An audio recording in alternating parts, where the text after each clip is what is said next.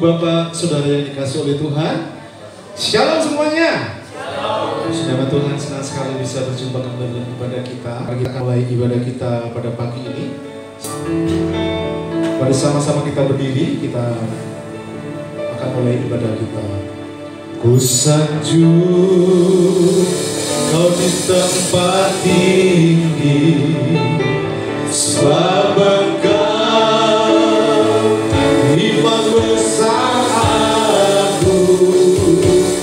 Ku sanjung kau lebih dari yang lain, yang lain.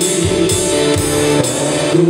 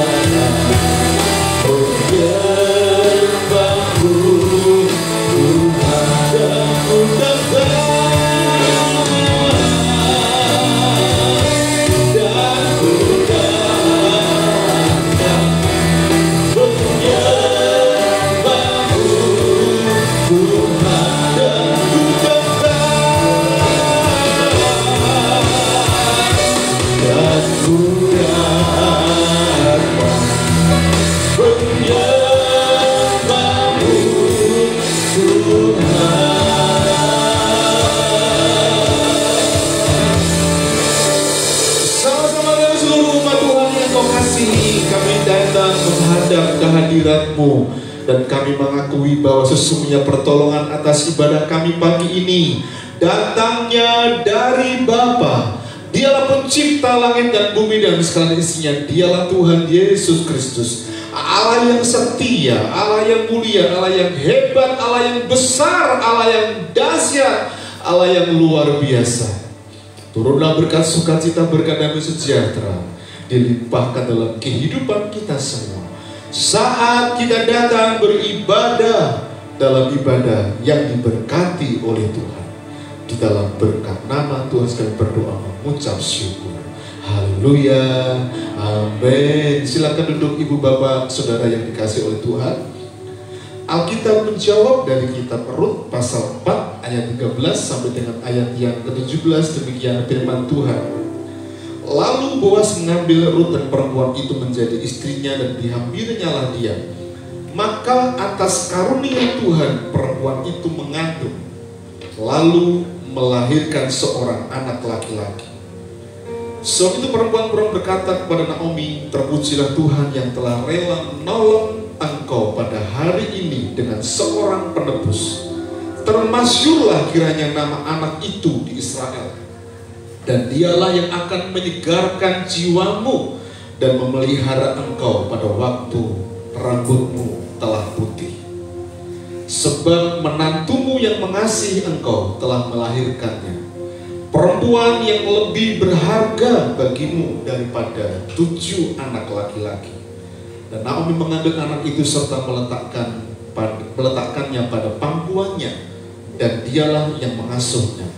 Dan tetangga-tetangganya perempuan memberi nama kepada anak itu, katanya, pada Naomi telah lahir seorang anak laki-laki. Lalu mereka menyebut namanya Obed. Dialah ayah Isai, ayah Daud. Amin. Puji nama Tuhan. Selamat beribadah. Tuhan berkati kita semuanya. Shalom jemaat Tuhan. Sekali lagi shalom. Haleluya. Coba kasih salam dulu samping kanan kiri. Katakan, saya berbahagia bersama Anda dalam rumah Tuhan. Kita mau bawa roh, jiwa, dan tubuh kita pagi ini pada Tuhan.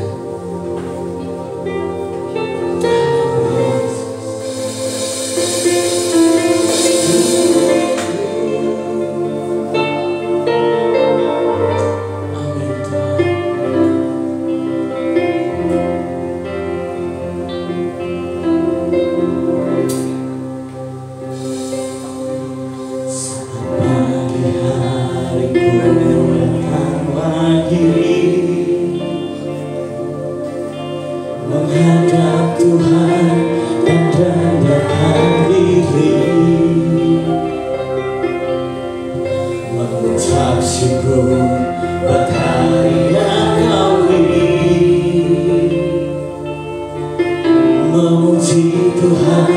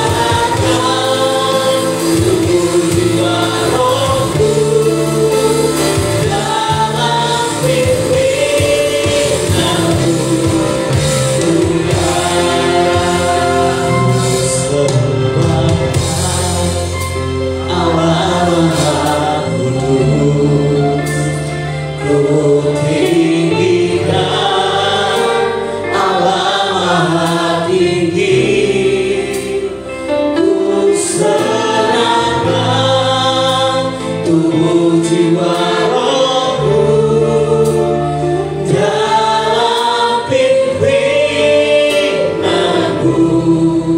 Tuhan sekalian serahkan.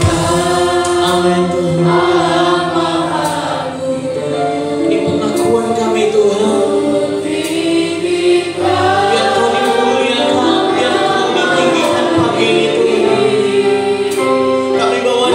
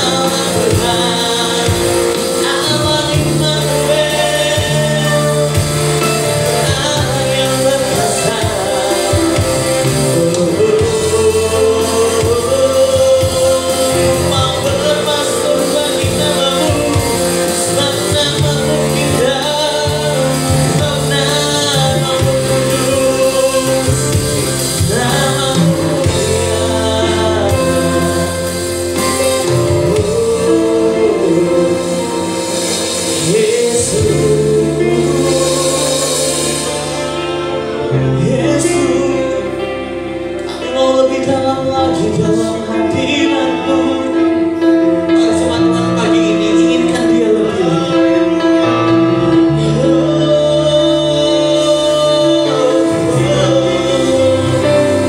Mari bawa pujian penyembahanmu pagi ini. Bukan hanya sampai di pelatanannya, tapi mari kita masuk lebih dalam lagi, dalam ruang Maha Kudusnya. Kita mau bertemu muka dengan muka, pribadi dengan pribadi. Mari kita rindukan Dia lebih lagi pagi ini. Kami rindukan Kau Tuhan, kami perlukan Kau Tuhan. Mari angkat suaramu, naikkan mazmurmu pagi ini bagi Dia yang memelihara hidup kita sepanjang minggu ini. Dia yang memberkati usaha kita, Dia yang memberkati bisnis kita, Dia yang memberikan kekuatan kepada kita melewati persoalan pergumulan kita. Dialah Tuhan yang menopang kita sehingga kita tidak sampai tergeletak jatuh. Kami bangga punya Allah seperti-Mu. Kami bangga punya Bapa seperti-Mu.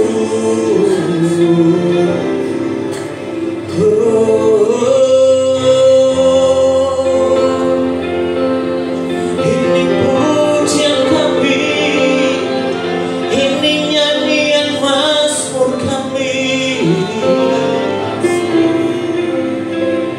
Oh Yesus.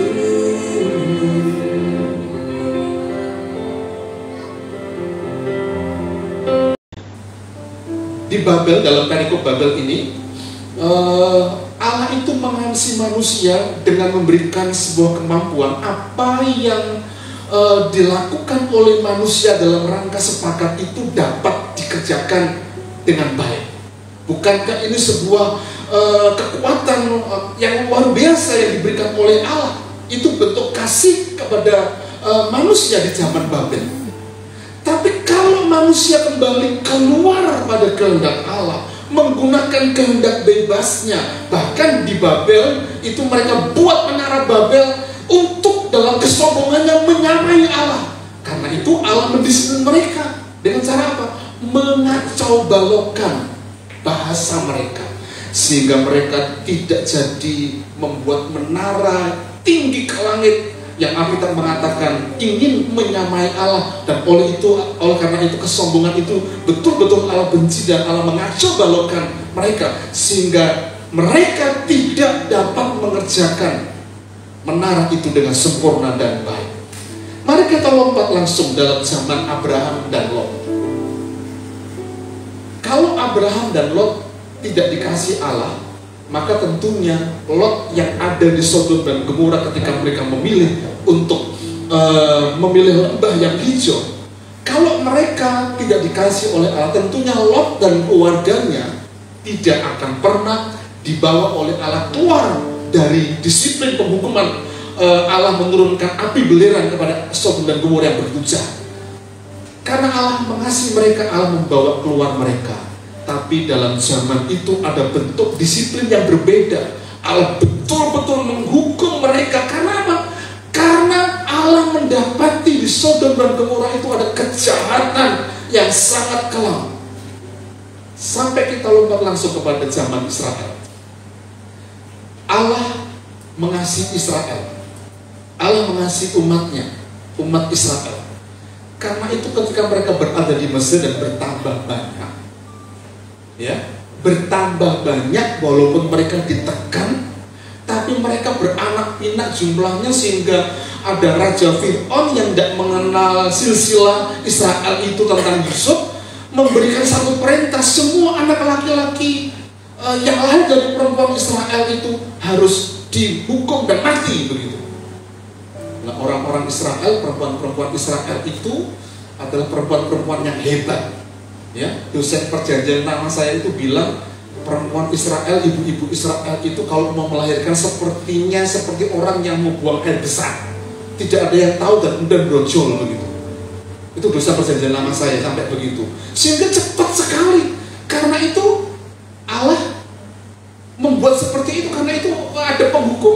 disiplin, ada yang ada perintah untuk menghabisi mereka, ditekan begitu. Tapi Allah mengasihi mereka. Allah bawa Israel itu keluar untuk masuk dalam negeri yang namanya negeri perjanjian. Tapi sebelum masuk ke negeri perjanjian, tanah Kanaan yang berlimpah susu dan madunya itu, Allah mengizinkan mereka masuk padang gurun. Itu yang namanya disiplin. Di padang gurun itu mereka yang tidak taat, mereka yang berontak, mereka yang menggerutu, mereka tidak menikmati tanah Kanaan yang berlimpah susu dan madunya, berkat itu. Mengapa? Karena salah berespon ketika didisiplin oleh Allah.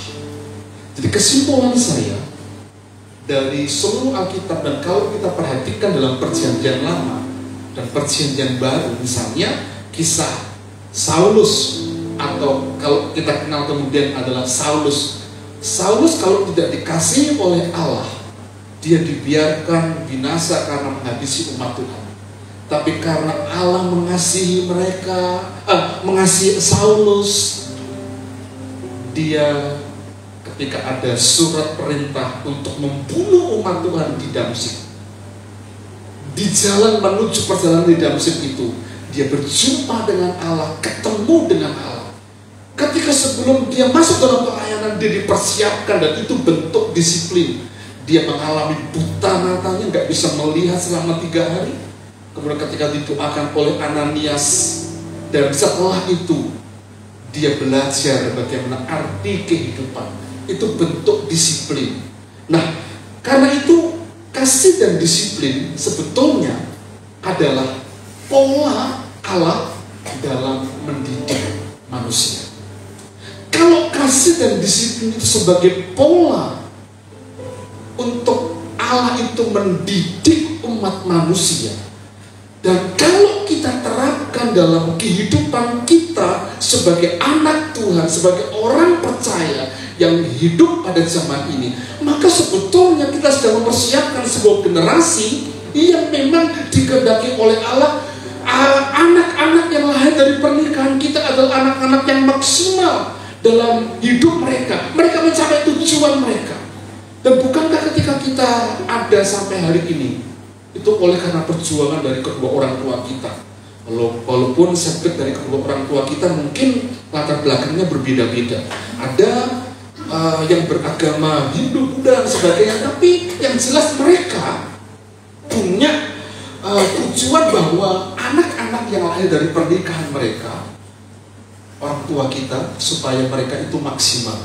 Kalau bisa ya nak, kamu sekolah yang lebih tinggi dibandingkan bapak. Kalau bisa, tapi bapak dan ibu akan berusaha sedemikian rupa supaya kamu mencapai tujuanmu maksimal. Kalau bisa kuliah bukan hanya S1 sampai S2 atau S3, gelarnya mungkin bukan hanya doktor, tapi mungkin ada MTH, MDiv, ya sampai kepada gelar doktor dan sebagainya. Tulis juga nggak apa-apa kalau mau diperluas itu ya. Kalau bisa, itu yang menjadi kehendak Allah dalam kehidupan umat manusia. Tapi yang menjadi persoalan dalam kehidupan ini, kita sebagai orang tua yang punya anak kita itu nggak selalu alim seperti ini, nggak selalu alim seperti Neta. Hari ini Neta sama kerjanya karena dia ulang tahun hari ini. Ya. Coba dia cantik banget karena habis potong, seluruh keluarga potong, Pak Rudi potong, Cik Agusin potong, Audrey potong enggak? Potong. Oh, karena habis ulang tahun. Habis ulang tahun jadi potong semua gitu ya. Nah, anak-anak kita itu nggak selalu nurut. Ya, kalau anak saya cuma satu, sing dituturis, sing diomeli cuma situ. Nek anak loro, sing nakal kabeh berarti dua-duanya, gitu kan. Nah, orang tua kita itu coba kita bayangkan, orang tua kita itu kan hebat ya. Anak orang tua bapak ibu saya itu bersaudara itu ada 9, itu bapak saya. Ibu saya itu 12 orang. Tapi nenek dan kakek saya itu bisa tuh ngopeni mereka begitu toh. Tapi ada ada yang nakal enggak? Ada yang bandel, ada yang nakal dan sebagainya. Sehingga kadang kalau orang tua ngomong begini karena bandel nakalnya, ya wis kelangan dok siji rak popo. Padahal saya di rumah itu kelangan dok siji tak sampai gitu. Ya. Nah, karena itu Bapak Ibu, kasih dan disiplin yang memang sebagai pola Allah untuk mendidik manusia harus dapat kita terapkan dalam kehidupan kita sebagai umat Tuhan. Kalau kita tadi mengatakan siapa tidak menggunakan tongkat benci kepada anaknya, berarti kalau kita tidak pernah pukul anak kita, dalam tanda petik loh ya, saya nggak mengizinkan Bapak Ibu untuk hari ini pulang anak salah cari tongkat pukul gitu. Udah. Nanti kita akan lihat ada perspektif yang lain gitu ya. Artinya siapa sih yang tidak pernah diomelin? Siapa sih yang tidak pernah dipukul? Siapa sih yang tidak pernah disiplin oleh orang tua? Tadi malam saya cerita dengan anak-anak yatim. Ya, Om Biar ini nakal waktu itu. Nakalnya apa Om? Nakalnya suka ngeluyur. Nakalnya bukan nakal-nakal yang seperti mereka begitu ya, yang minum dan sebagainya enggak. Tapi pulang sekolah, usum jangkrik, cari jangkrik, balik sore. Padahal di rumah itu harus bantu ibu, bapak, ngopeni ayam, ngopeni wedus, kemudian ngansu, you know ngansu? Tahu ngansu? Ambil air itu loh, nimba, ipiko, itu. Nah sekarang kan tinggal puter, enak ya? Ada orang tua kita hebat loh sekarang, tinggal puter. Tapi juga sekarang ada anak-anak zaman Z, generasi Z dan generasi Alpha yang kurikulum mungkin beda gitu ya. Jadi saya nakal itu. Pulang sekolah langsung kalau usul jangkrik, tarik jangkrik. Kalau usul layangan, cari layangan. Nah, saya itu pernah dipermalukan oleh bapak saya di depan banyak orang. Ada budi pak di saya, ada budi saya. Di rumah itu ada tiang yang dari bambu. Nah, saya itu dibondo di situ, ditaleni dan kemudian terkencing-kencing di situ, ditertawain banyak orang. Tapi bapak saya apakah kemudian tidak memberitahu bahwa di saya salah?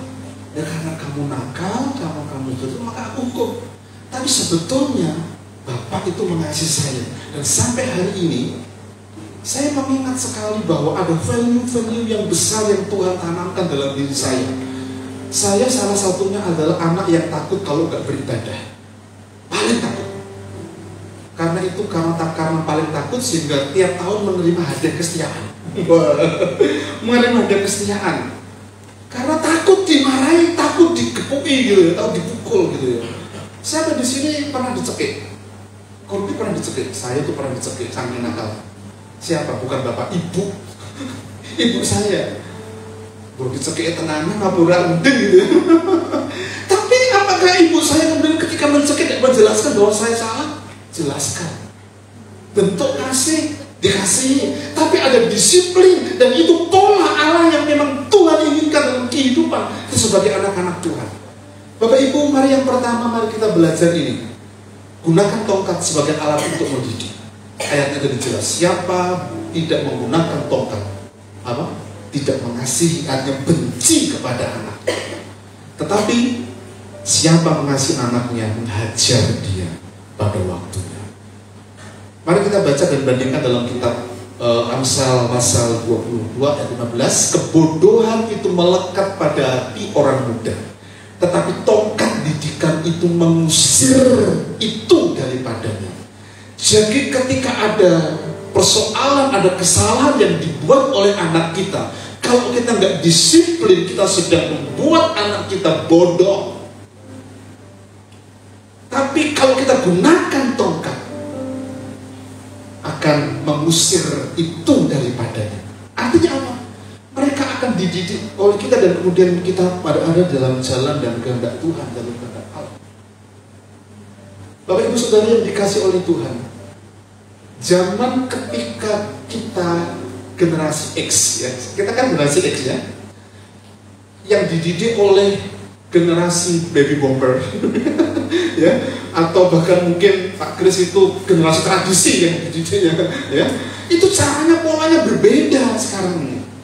Saya nggak bisa kemudian mendidik dengan pola oleh orang tua saya kepada anak saya paksakan begitu. Karena kamu apalagi kamu anak pendeta, ya harus ibadah. Saya nggak bisa ngomong begitu, beda begitu. Nah, ciri generasi Z yang disebut juga generasi milenial ya, yang lahirnya itu 95 sampai 2010, di atas itu generasi alpha. Ya, di atas itu generasi alpha. Mereka itu punya kecenderungan ini, cirinya seperti ini. Digital natives. Natives itu artinya begini. Jadi ketika mereka itu masih dalam kandungan, sebetulnya mereka sudah tahu IT internet itu. Masih dalam kandungan. Karena apa? Selalu orang tuanya memeriksakan dirinya itu menggunakan IT. Dan ketika procot owek lahir, mereka ada di dunia IT. Itu yang saya maksud digital natives. Ciri yang berikutnya adalah mereka itu multitasking, cepat beradaptasi. Mendengarkan khotbah bisa main HP, chat dengan temannya, pakai laptop yang sebagainya. Kemudian itu multitasking itu begitu. Seperti ibu-ibu yang bisa mendengar lagu, bisa ambil status, kemudian bisa ngajar, bisa masak, kemudian sampai masakannya wajahnya gosong karena itu multitasking tapi lupa. Ya, lupa. Dan mereka cepat beradaptasi. Itu ciri generasi Z. Dan mereka itu selalu berorientasi kepada visual. Siapa sih anak-anak generasi Z yang tidak punya akun media sosial? Hampir semuanya punya. Kalau mereka tidak punya berarti mereka perlu belajar. Itu cirinya, gitu ya. Nah berikutnya ada mereka betul-betul sadar sosial dan mereka progresif, maka semuanya baik itu mau sekolah, mau cari makanan, apa saja selalu mereka tanya Mbak Google. Ya, saya itu kemarin dengan anak-anak Yudin beberapa tahun lalu pun berada dengan Mas Danu itu di anak panah ini. Vira Leon itu mendengarkan musik dari saya nggak tahu, mereka juga apa ya judulnya, nggak tahu lagu apa nih ya. Mereka tanya Mbak Google, taruh suaranya begitu, dan kemudian muncul tuh dia di Google, judulnya ini, ini judulnya Vira. Itu artinya apa? Mereka betul-betul sadar sosial, media sosial. Kita orang tua nggak tahu sebelumnya kan ya. Tapi apalagi di zaman IT sekarang ini, di zaman AI, mereka pasti tahu tentang itu. Bapak Ibu, kalender gereja kita itu tahun ini itu bagus, tapi harganya murah banget. Ketika saya buat, saya itu tidak membuat dengan era Corel Draw pada zaman dulu gitu. Tapi pada IT sekarang sangat dipermudah, ada template-nya, saya tinggal pasang dalam waktu mungkin 2-3 jam selesai. Padahal waktu itu berhari-hari, apalagi dari Januari sampai Desember. Dan kalendernya khusus, ada foto-foto Bapak Ibu. Ya, sampai kemarin fotonya dipasang di situ bayar gitu ya. Untuk pembangunan ya padahal. Seperti itu. Nah, saya dipermudah dengan hal itu dalam zaman itu. Bahkan saya juga pernah lakukan menciptakan lagu untuk visi misi. Dibantu oleh AI, muncul tuh ada syairnya, ada iramanya, sangat terbantu sekali. Saudara-saudara, kemudian berorientasi pada kemandirian, itu anak-anak kita. Anak-anak kita selalu berorientasi pada hal itu. Tapi mereka sebetulnya kalau dikatakan mandiri juga tidak, karena mereka cenderung ya skeptis dan kritis terhadap informasi. Skeptis dan kritis terhadap informasi itu kadang-kala mereka yang mereka lihat, yang mereka perhatikan itu belum tentu benar, belum tentu standarnya Alkitab. Karena itu kadang-kala mereka juga berita hoax itu mereka telan mentah-mentah. Karena itu informasi yang telan mentah-mentah itu ketika melihat kondisi keadaan yang onsite, mereka akan bersikap ini skeptis dan kemudian kritis menanggapi dengan cara mereka. Ya, dan ini yang terjadi. Dan Women NBC yang melihat kondisi keadaan yang seperti ini, bahkan ada dunia yang membuat anak-anak muda lagi tidak bisa hadir dalam track yang Allah kehendaki. Banyak anak-anak muda, bukan anak-anak muda yang tidak mengenal Tuhan, bukan anak-anak muda yang orang tuanya tidak pernah ke gereja. Gereja bahkan di Surabaya itu ada anak pendeta yang mati nyeblok dari lantai 21, ya. Bunuh diri. Nah, Women NBC itu prihatin dengan kondisi seperti ini karena tanggal 27 Januari kita perlu support kegiatan ini supaya Tuhan pakai kita dengan hebat untuk menolong anak-anak kita menemukan tujuannya. Karena kondisi keadaannya jangan coba berubah. Ini generasi siap. Kemudian setelah ciri ini banyak sekali ya. Kita kelemahan mereka itu ada beberapa, kecanduan, stres tingkat misalnya itu semakin tinggi, cemas. Ya mungkin mereka nggak melakukan itu, tapi nggak terlihat, tapi sebetulnya mereka stres. Bahkan kemudian mereka nggak punya keterampilan sosial yang baik. Karena itu informasi yang kita dengar di berbagai media sosial, ada generasi Z yang telah bekerja di perusahaan ABC dan mereka di PHK massal. Oleh karena apa? Mereka nggak mampu, nggak terampil secara sosial. Kerjasamanya kurang ada. Mereka cenderung egois dan sebagainya. Akibatnya yaitu mereka di PHK. Berikutnya, kesulitan dalam menjaga fokus dan konsentrasi. Ini kelemahan mereka. Mereka nggak fokus dengan apa yang di dunia konsep. Tongkat itu sebagai simbol otoritas atau untuk membimbing, mendisiplin, dan bahkan tongkat itu sebagai lambang leadership, kepemimpinan. Dalam konteks Amsal, ya, mari kata Amsal dalam teks Amsal itu, tongkat itu diterjemahkan shepherd. Shepherd itu memiliki arti kata sebagai sarana untuk mengoreksi. Karena itu, koreksi itu tidak tindakan fisik, tapi lebih cenderung kepada pembentukan karakter supaya anak-anak itu menjadi pribadi yang bijaksana dan berintegritas. Itu tidak menggunakan tongkat atau rotan sebagai untuk memukul, tapi menurut jalan yang patut baginya. Maka pada masa tuanya ia tidak akan menyimpang daripadanya.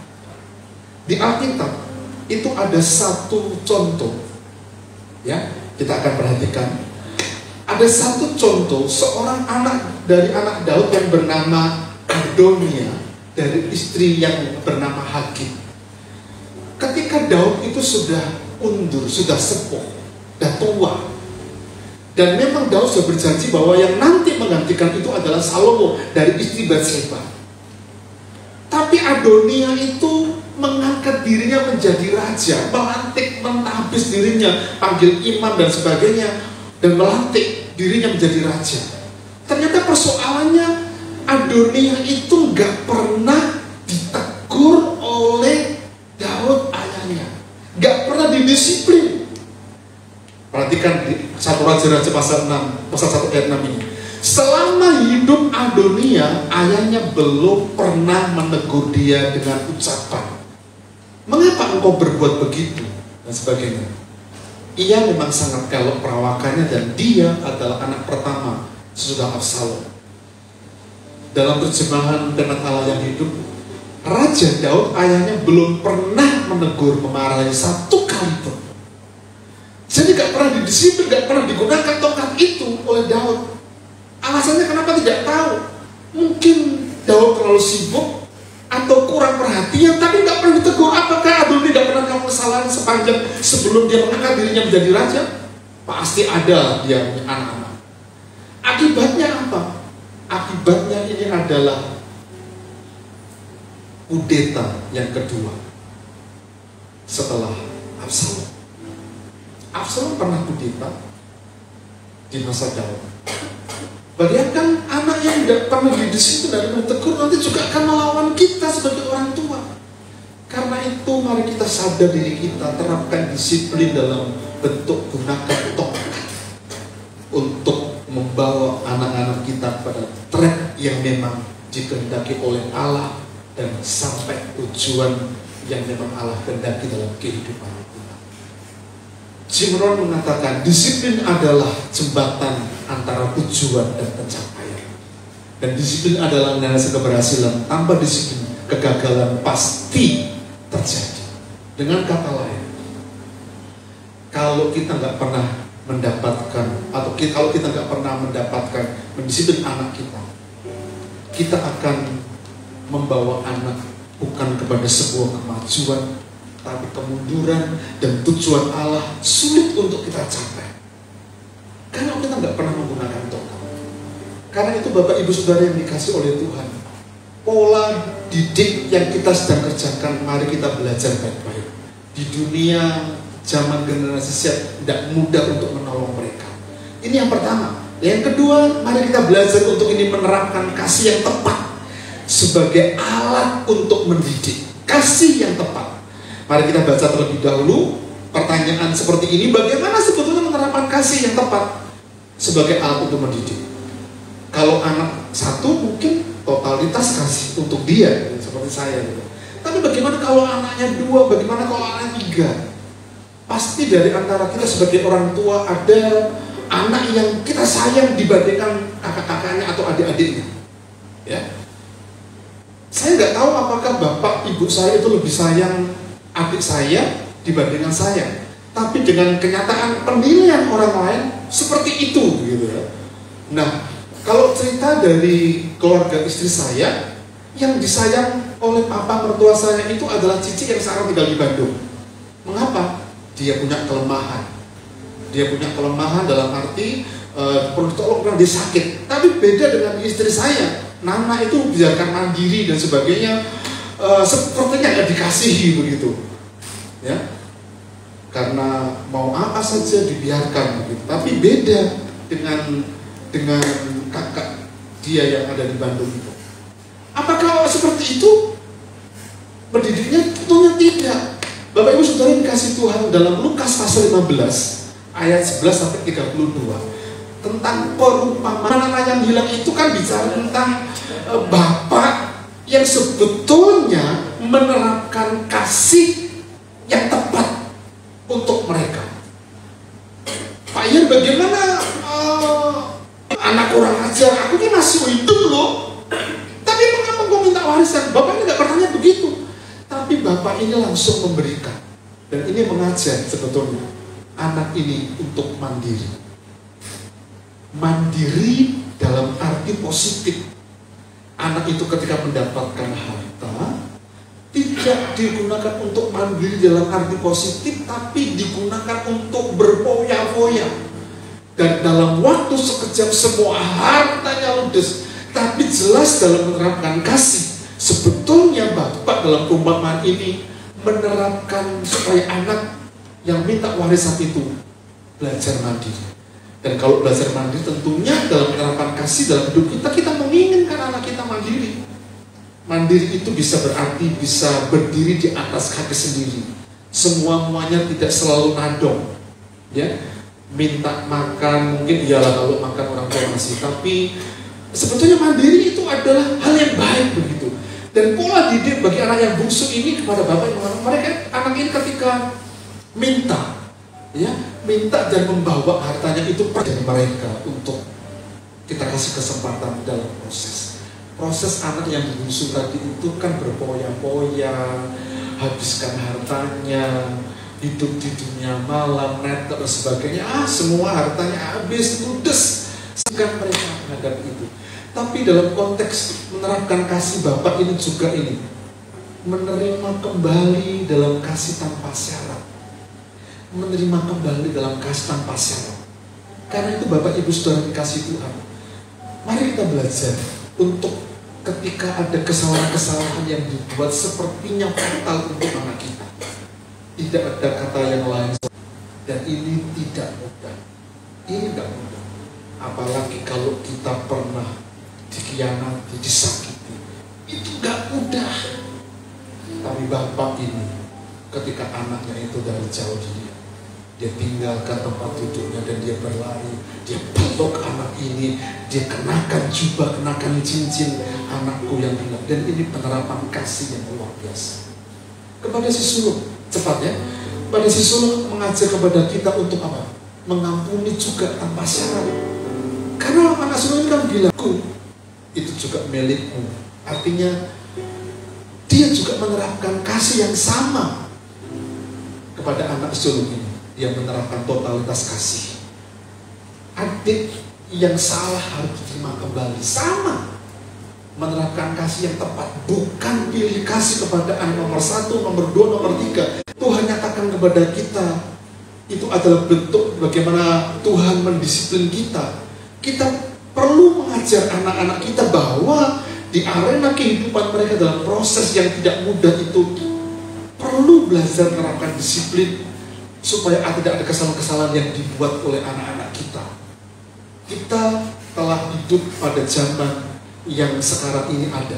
Dulu orang tua kita juga mendidik kita dengan cara mendisiplin, tapi juga menunjukkan kasih kepada kita sebagai anak. Karena itu sebagai orang tua, mari kita belajar. Mari kita belajar untuk betul-betul memahami apa yang menjadi kita itu keluar pada track kehendak Allah dalam kehidupan mereka. Mari kita belajar pagi ini untuk yang pertama gunakan tongkat. Yang kedua, mari kita belajar untuk menerapkan kasih secara tepat dalam keluarga kita. Amin. Kita datang kepada Tuhan. Makasih Tuhan Yesus. Hidupku menggenapi firman-Mu, tanda mukjizat sertai tiap langkahku. Kau bersamaku di dalamku, jadi bukti kebesaran. Hidupku menggenapi firman-Mu, tanda mukjizat sertai tiap langkahku. Kau bersamaku di dalamku, jadi bukti kebesaran-Mu. Saya beri bawa bersama-sama. Tuhan, Kau sempurna dalam rencana-Mu dan karya-Mu. Ku serahkan hidupku, murnikan dengan Roh-Mu. Katakan sama-sama. Tuhan, Kau sempurna dalam rencana-Mu dan karya-Mu. Ku serahkan hidupku, murnikan dengan Roh-Mu. Hidupku menggenapi firman-Mu, tanda mukjizat sertai tiap langkahku. Kau bersamaku di dalamku, jadi bukti kebenaranku. Menggenapi firman-Mu, tanda mukjizat sertai tiap langkahku. Kau bersamaku di dalamku, jadi bukti kebesaran-Mu. Bapak Ibu Saudara yang dikasihi oleh Tuhan, kita yang sudah berkeluarga dan bagi anak-anak muda yang akan menjadi calon bapak dan ibu, akan menjadi calon suami dan istri. Salah ketika kita berdisiplin, sudah kita perlu kasih tahu dengan cara mengasihi mereka, supaya bahtera kapal itu sampai kepada tujuan yang Allah kehendaki. sang nahkoda harus membawa kapal itu. Sang navigator, istri, harus memberikan arah petunjuk, GPS yang jelas ke arah mana. Walaupun di sisi keputusan itu tetap pada sang nahkoda. Yang jelas tujuan ilahi harus kita capai untuk anak-anak kita, untuk keluarga kita. Karena itu mari kita terapkan kasih dan disiplin di setiap pergumulan yang Tuhan izinkan dalam keluarga kita. Tuhan menolong kami Bapa di surga. Firman-Mu yang telah kami dengar bersama-sama, bingung karena mereka dalam tanda petik terpapar dengan dunia sosial mereka. Mereka egois, mereka lebih mengedepankan kepentingan sendiri. Tapi ajar kami Tuhan untuk menjadi teladan contoh yang baik bagi anak-anak kami dalam banyak hal.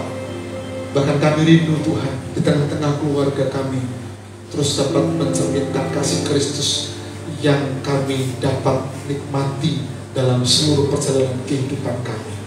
Karena itu kami mengucap syukur. Berkati firman-Mu untuk kami semua. Di dalam nama Yesus kami berdoa. Haleluya. Amin.